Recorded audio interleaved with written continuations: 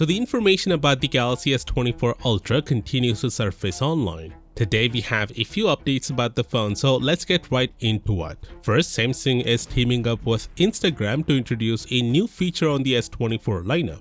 As you can see from this leaked image, the S24 users can access the Instagram camera directly from the lock screen. While the details of how this feature will operate remain undisclosed, it's safe to say that we'll be able to utilize the Instagram camera without fully unlocking the phones, providing a quicker route to posting new content or sharing stories. By the way, it's not the first time Samsung has collaborated with Instagram. In the Galaxy S10, they introduced a dedicated Instagram mode in the native camera app, enabling users to directly upload stories. Next, dummy units of the S24 lineup have been leaked, offering a close representation of what we can expect from the lineup.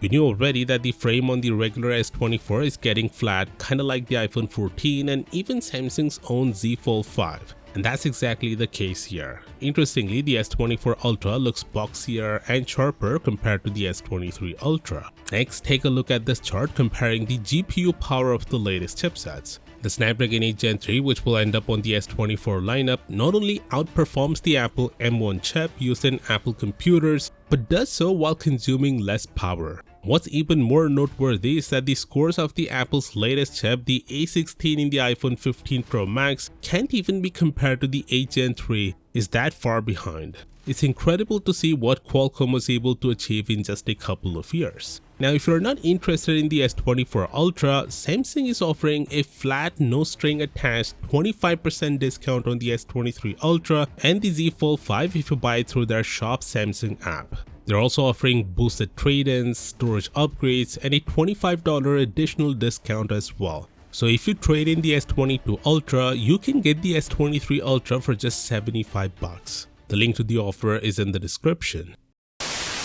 Whatever game you're playing, it won't work.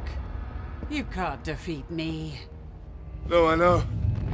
But he can. No. You read that right. Apple is finally bringing RCS standard to iOS thanks to the fear of the EU regulation. Quick rundown if you're not in the loop. Apple's been using SMS and MMS for iMessage, that ancient 90s tech.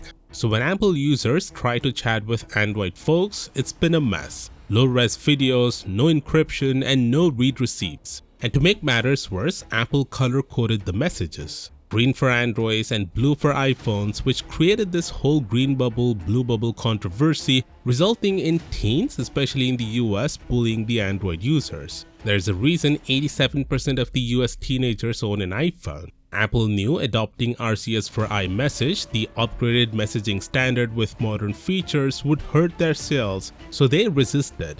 But the EU said, hold my regulations. That's like they forced Apple to switch to the USB-C standard. They were also planning to bring a law to make Apple bring RCS to iPhones. Facing that, Apple finally caved and announced they are getting RCS standards on iMessage even before the EU made it official. This is a big L for Apple and a huge win for Google, who has been very vocal about this whole issue for quite some time now. And most importantly, it's a huge win for the consumers because cross-platform texting isn't gonna suck anymore. Well, in the US, because the rest of the world uses WhatsApp. Let me know your thoughts and I'll see you tomorrow. Peace out.